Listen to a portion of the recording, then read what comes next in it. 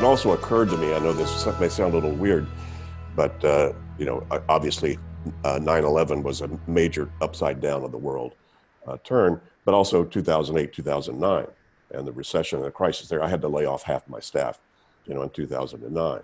And interestingly, I was having dinner with a key person at Fidelity Investments in the U.S. And I said, how are you guys handling this deep recession? He said, they were preparing for it when times were really good, because in the investment community, that's the only time you get market share, when it crashes.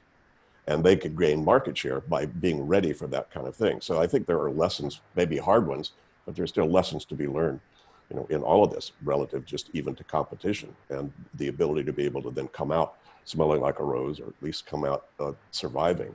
And, all the tips I think that I've heard everybody say, I would just absolutely validate those as well.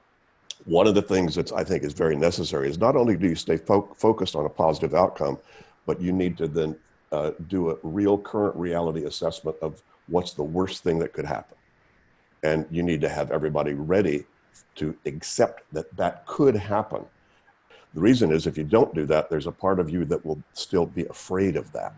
And you need to get rid of that fear by being able to kind of step up to the plate, kind of look at the lion in the mouth and say, okay, could we survive the worst case?